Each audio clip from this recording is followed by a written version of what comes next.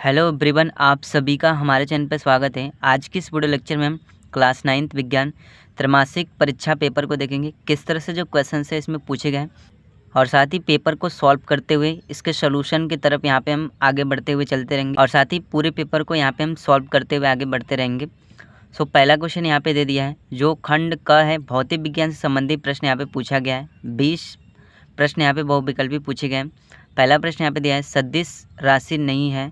सो यहाँ पे answer number ग, घनत्व तो इसका राइट आंसर हो जाएगा, क्योंकि त्वरण, वेग और विस्थापन ये तीनों सदिश राशि है और सदिश राशि जो नहीं है, जो इसको अदिश राशि बोलते हैं, वो घनत्व होता है।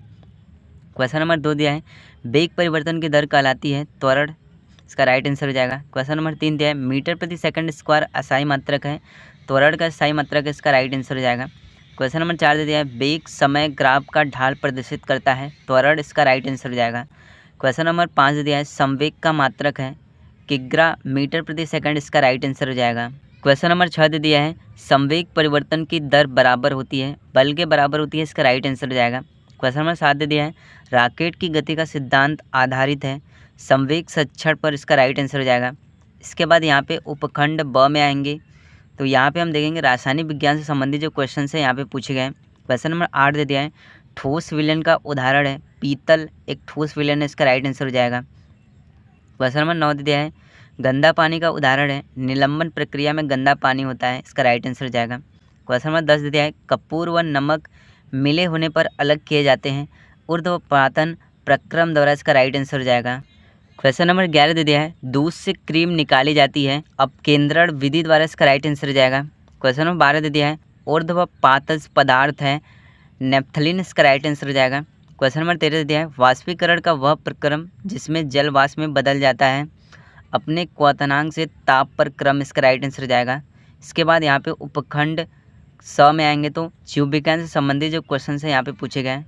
क्वेश्चन नंबर 14 दे दिया है, सभी जीव किससे बने होते हैं, यहाँ पे कोशिकाओं से, इसका राइट आंसर हो जाएगा। क्वेश्चन नंबर 15 दे दिया है, राइबोसोम संश्लेषण करता है प्रोटीन का, इसका राइट आंसर हो जाएगा।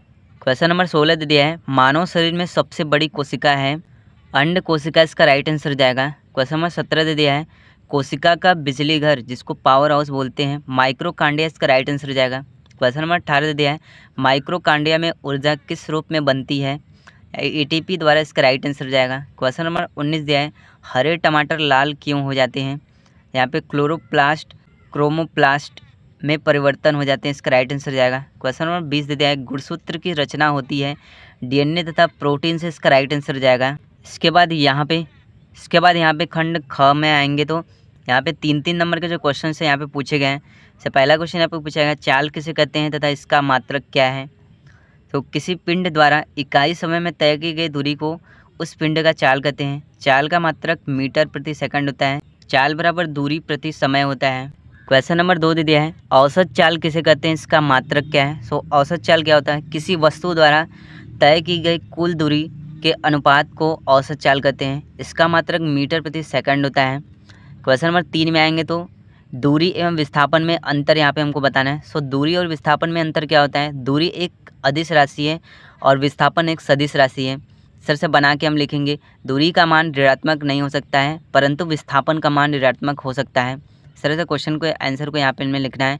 क्वेश्चन नंबर 4 में आएंगे तो वेग समय ग्राफ क्या प्रकट करता है, इसके बारे में यहाँ पे हमको बताना है। तो वक्रों की ढलान वस्तु के त्वरण को प्रकट करता है, इसका राइट आंसर हो जाएगा। क्वेश्चन नंबर 5 दिया है, गति के समीकरण s बराबर ut plus 1/2 half at square की व्युत्पत्ति कीजिए। यहाँ पे इस समीकरण को कैसे प्राप्त करेंगे ये हमें यहाँ पे करना है। क्वेश्चन नंबर 6 दे दिया है, चलती हुई रेलगाड़ी में बैठे व्यक्ति द्वारा ऊर्ध्वाधर दिशा में फेंकी गेंद लौटकर उसके हाथ में वापस क्यों आ जाती है, इसका रीज़न यहाँ पे हमें लिखना है। तो ऐसा इसलिए होता है, गति के जड़त्व के कारण होता है, इसका आंसर यहाँ पे हम लिख देंगे। 4 नंबर यहाँ से हमको आसानी से मिल जाएगा। क्वेश्चन नंबर 7 में आएंगे तो बल कितने प्रकार के होते हैं, प्रत्येक को उदाहरण देकर यहाँ पे हमें परिभाषित करना है। तो बल जो होता है गुरुत्वीय बल, विद्युत बल, चुंबकीय बल और पेशीय बल होता है। इसको लिखना कैसे है, चुंबक द्वारा लगे गए बल को चुंबकीय बल कहते हैं, मांसपेशियों द्वारा लगाए गए बल को पेशीय बल कहते हैं। इस तरह से ऐसे बना के हम यहाँ पे लिख देंगे। क्वेश्चन नंबर 8 में आएंगे तो यहाँ पे रासायनिक विज्ञान से संबंधित 4-4 नंबर के क्वेश्चन यहाँ पे पूछे गए हैं। क्वेश्चन नंबर 8 दे दिया है, द्रव्य क्या है, इसकी कितनी अवस्थाएं होती हैं, उदाहरण सहित अंतरस्पट यहाँ पे हमें करना है। तो द्रव्य की मुख्यतः 3 अवस्थाएं होती है, ठोस, द्रव, गैस। इसके बारे में यहाँ पे हमें लिखना है। क्वेश्चन नंबर 9 में आएंगे तो शुष्क बर्फ क्या है, इसकी उपयोगिता यहाँ पे हमें लिखना है। 3 नंबर का जो क्वेश्चन है यहाँ पे पूछा गया है, शुष्क बर्फ क्या होता है। शुष्क बर्फ कार्बन डाइऑक्साइड का ठोस रूप होता है। इसका उपयोग आमतौर पर अस्थायी प्रशीतन के लिए किया जाता है। इसके बाद क्वेश्चन नंबर 10 दे दिया है, विलय और विलायक की अवस्था के आधार पर विलयनों का यहाँ पे हमें वर्णन करना है। 4 नंबर के जो क्वेश्चन हैं यहाँ पे पूछे गए हैं, इसको किस तरह से हम लिखेंगे। सबसे पहले विलय क्या होता है, जो पदार्थ द्रव्य में घुलकर विलयन बनता है विलय कहलाता है, जैसे नमक, अमोनिया। विलायक क्या होता है, जिस द्रव्य में किसी पदार्थ को घुलाया जाता है उस द्रव्य को विलायक कहते हैं, जैसे जल होता है। क्वेश्चन नंबर 11 दे दिया है, वास्तविक विलयन, कोलाइड विलयन व निलंबन को उदाहरण देते हुए परिभाषित कीजिए। 4 नंबर के क्वेश्चन यहाँ पे पूछे गए हैं, किस तरह से इसका हम आंसर लिखेंगे। निलंबन का जो उदाहरण होता है चाक, पाउडर, जल का मिश्रण होता है। और वास्तविक विलयन का जो उदाहरण होता है, जैसे जल में चीनी, जो कण रहते हैं वो स्पष्ट रूप से दिखाई नहीं देते हैं, यानी पूरी तरह से घुल जाते हैं। और कोलाइड क्या होता है, जैसे स्याही होता है, इस तरह से इसका उदाहरण होता है। क्वेश्चन नंबर 12 में आएंगे तो गाल्जी का या गाल्जी का उपकरण के कार्य यहाँ पे हमें लिखना है। 4 नंबर के जो क्वेश्चन है यहाँ पे पूछे गए हैं, गाल्जी का या गाल्जी के उपकरण के कार्य क्या होता है। यह प्रोटीन को कोशिका के भीतर एंजाइम के रूप में कार्य करने के लिए उपयोग किया जाता है। इस तरह से इसका हम आंसर लिखेंगे। क्वेश्चन नंबर 13 में आएंगे तो माइक्रोकांडिया का कार्य यहाँ पे हमें लिखना है। 4 नंबर का जो क्वेश्चन है यहाँ पे पूछा गया है, तो इसको हम किस तरह से लिखेंगे। माइक्रोकांडिया का कार्य क्या है, कोशिकाओं को शक्ति प्रदान करने के लिए आवश्यक ऊर्जा प्रदान करता है, ठीक है, आवश्यक ऊर्जा उत्पन्न करता है, ये माइक्रोकांडिया का कार्य होता है। क्वेश्चन नंबर 14 में आएंगे तो प्लाज्मा झिल्ली क्या है, इसके कार्य यहाँ पे हमको समझाना है। तो इसका आंसर कैसे लिखेंगे, प्लाज्मा झिल्ली कोशिका को सुरक्षा प्रदान करता है।